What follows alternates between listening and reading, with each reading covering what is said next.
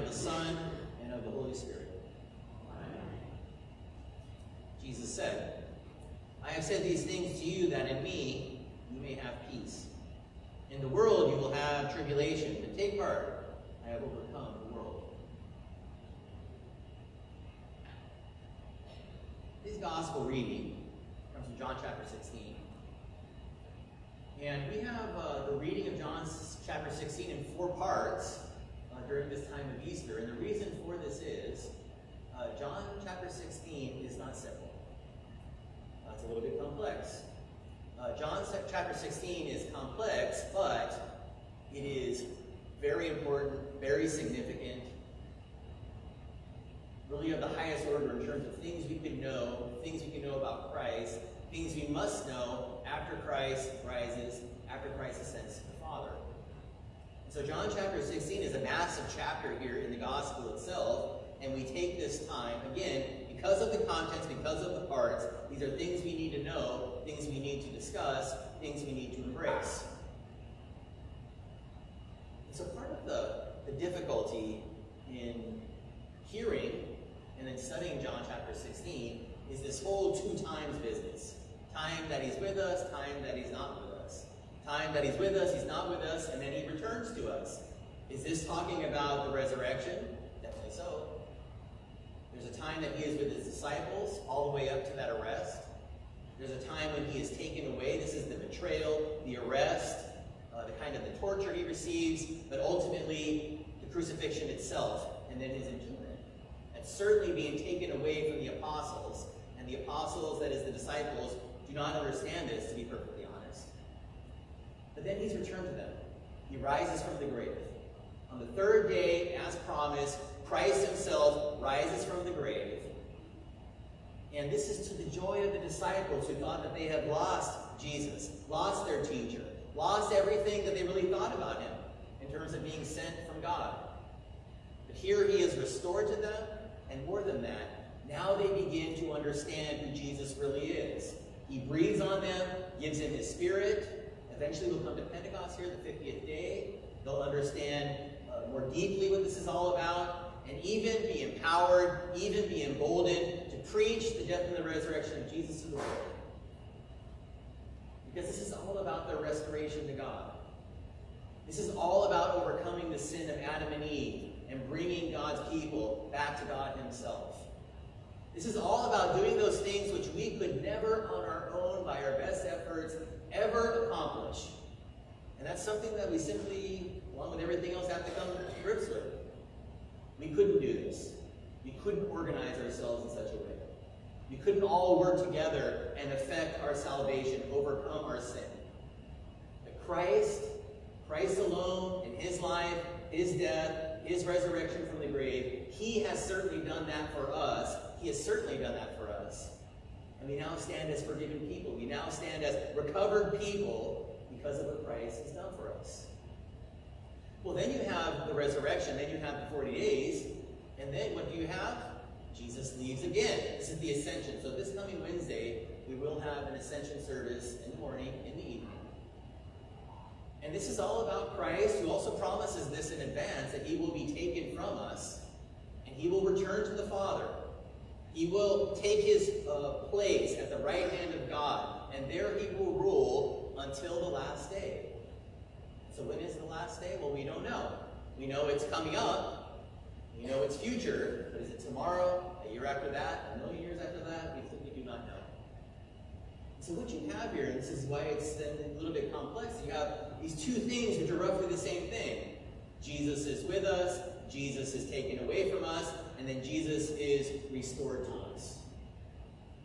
Well, it's just at this point then that Jesus begins to talk to them about prayer. Right? He puts it just in the right place, just in the right context, for them to begin to know what prayer is, begin to know how they should pray, how they should approach the Father in prayer. And the reason I say that is, and I think it's fairly straightforward and clear, is because when Jesus is taken away from them, and they are hiding for fear of the Jews, let me ask you this. Do you think any of them were praying? I suspect they were. Now, were they praying according to Jesus' instructions here? I don't think so. They didn't understand anything. That's a part of everything. They don't understand. But are they crying out to God for mercy? Are they crying out to God for a path of understanding, and maybe even a path out of Jerusalem back to their homes in Galilee or wherever? I think there's no doubt about that. And the same thing is true when Christ returns to the Father at the Ascension. This is the people that we are now. We're like these disciples who have come upon a Christ who has departed. And a part of our life, a part of what we're called to, a part of our being Christian, let's just say, is certainly and in fact praying to God as Christ himself instructs us to do. So then this brings us to the question, so what is prayer? This is the kind of thing you always ask in catechism class for students. Students typically, when they're younger, have a very straightforward idea of prayer, and prayer is this: I ask God for something, and he gives it to me. And it's usually that straightforward. Now with maturity, what they find, and what we all find, is God doesn't always give us those things that we ask for, but we have to say that God hears our prayers. Now, on what basis can we say this? I mean, think of the idea that there is God who is the creator of the heavens and the earth, the Almighty himself, and there's you, and there's me. And we believe that when we pray, God hears us. Okay, on what basis can any person say such a thing? We're just one person on this earth in our sins, among the millions who have existed, and maybe the millions who will exist. Why do we presume that simply because we have issues, because we're in a jam, that we can appeal to God, and God will say, hold on, I'm putting everything to the side, you have my full attention, you now are able to pray to me, I will hear your prayers, and more than that, I will grant you the things that you actually need, which you yourself may not even understand. It's amazing, isn't it? So on what basis do we do this? On what basis can we even hope that this is the case, that God hears our prayers? And the answer Jesus gives us. Because what Jesus says here is that while the disciples were with him, he prayed for them. And John chapter 17 that follows, this is Jesus' high priestly prayer for his disciples, for all disciples, after his death and his resurrection, even after his ascension. That's what that prayer is all about. But what Jesus teaches those disciples, and what Jesus teaches disciples even now, even us, is that we have this access to God. We have this ability to pray. We have this ability to cry out to God, knowing that he hears our prayers because of Christ himself. We will ask, we will pray in his name. We will remember Christ always in our prayers as we think of the Father. And what Jesus is teaching us is this, is that when he says, I am the sole mediator between God and man, that wasn't just an interesting line to catch our attention. That's the truth.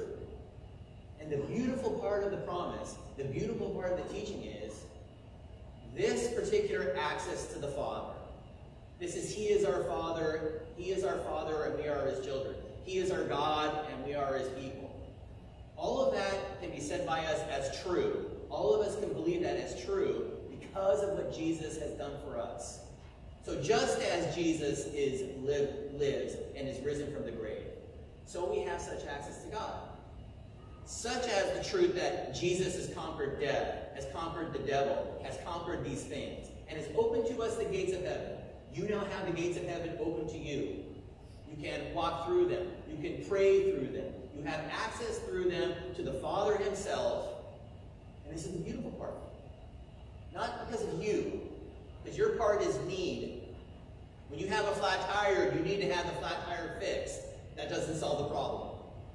When the refrigerator is empty and you're hungry and you need food, your need does not put food in the fridge. Whatever your needs are, and they do not produce the solution to your needs, whatever they are. But God who loves you, God who has given to you the person of Jesus Christ, God whose desire is to restore you to himself, for him to be your Father and you his children, he God and you his people. He has provided the way. He has established the way. And again, that way is Christ himself. So this is Jesus' basic teaching on prayer.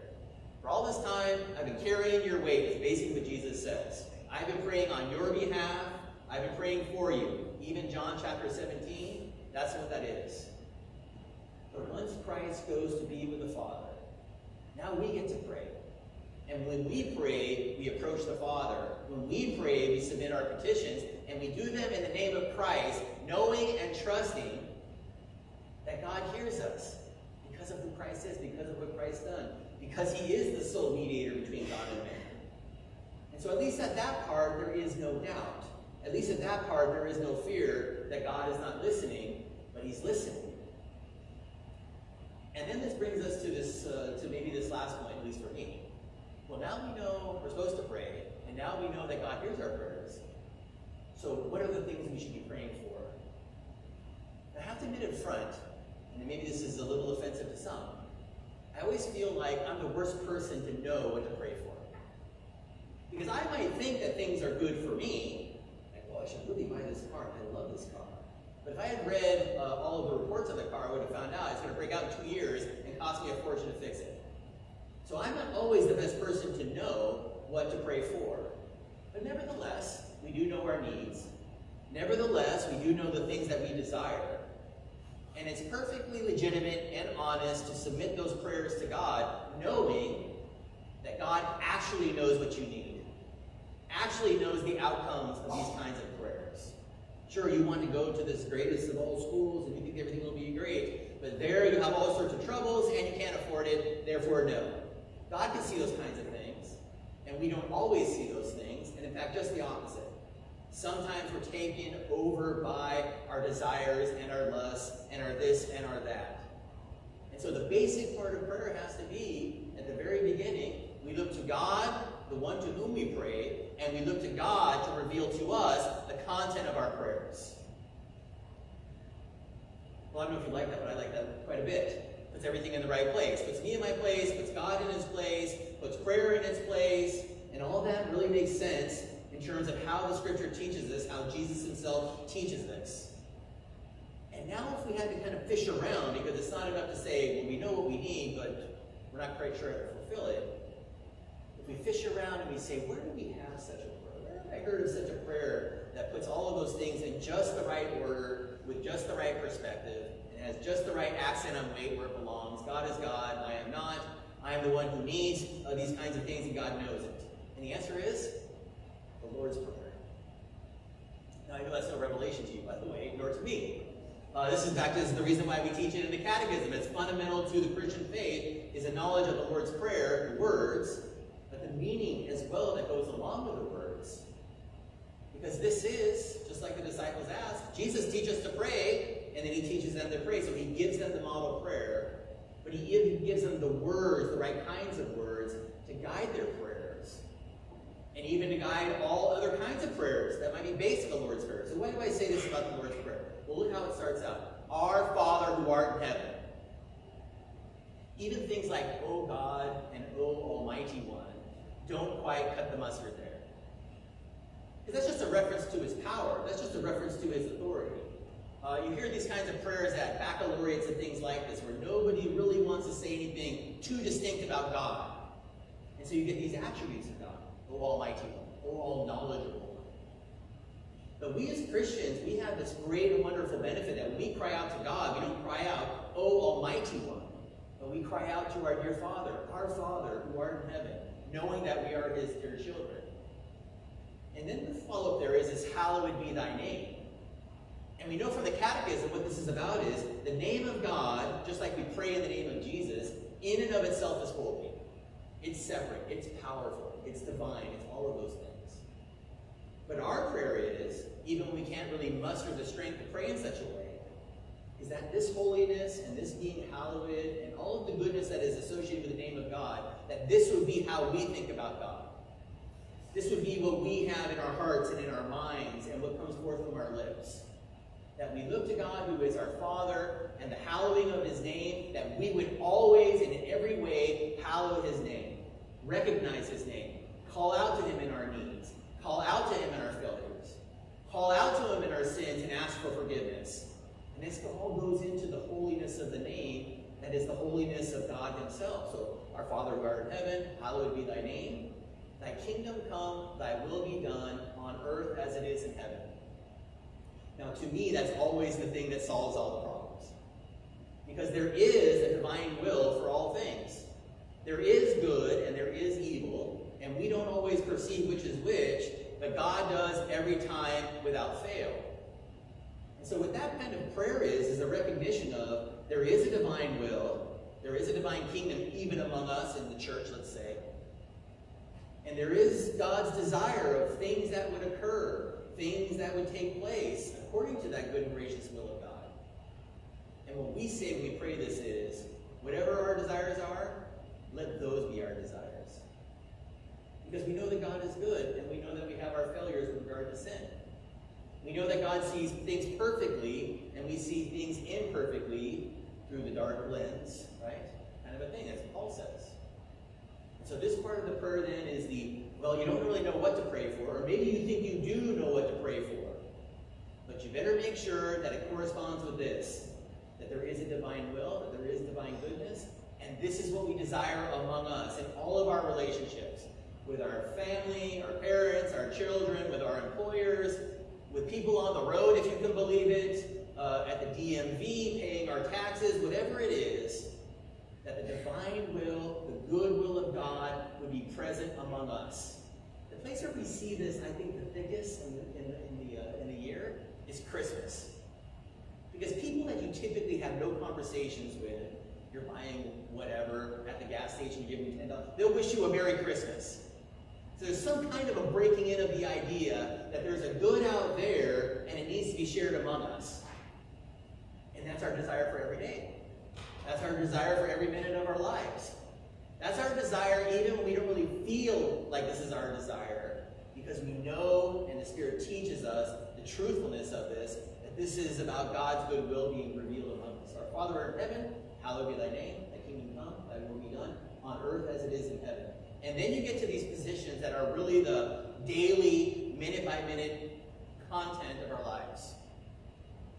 Give us this day our daily bread. Now, a lot of us do not live in a way that says, give us this day our daily bread, because of the world in which we live. If you're a farmer, you can't show up at the harvest in the fall and say, give us this day our daily bread, unless you put the seed in the ground 6 months earlier in spring.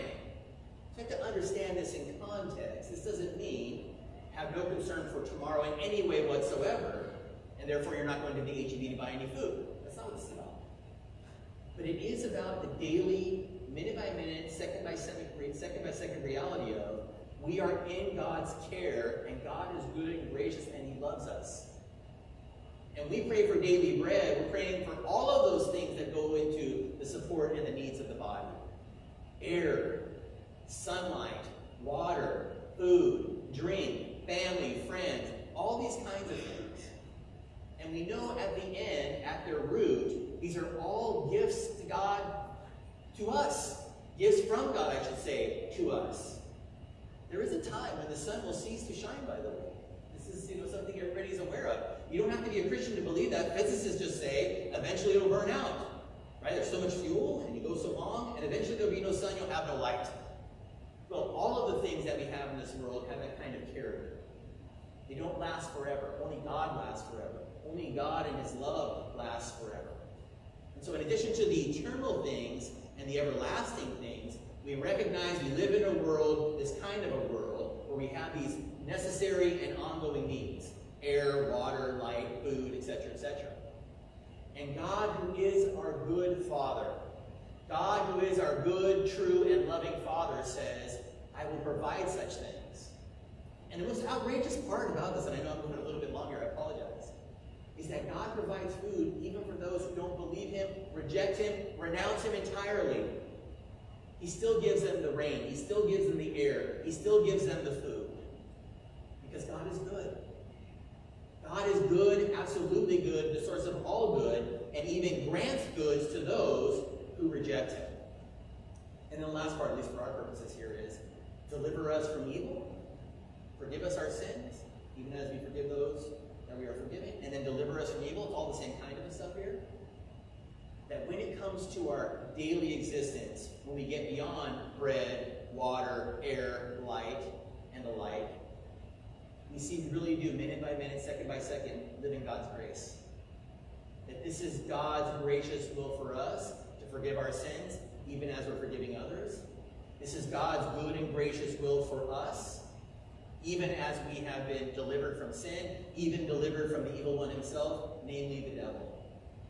And so this is the reason why Jesus can say that at the end of this instruction about prayer, and I'll read it one more time, I have said these things to you, that in me you may have peace.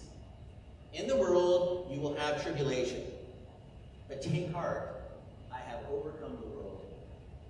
Jesus has overcome the world for you and for your salvation. And so for Jesus and for all that he has done, we offer our thanks. In the name of the Father, and of the Son, and of the Holy Spirit. Amen. We rise.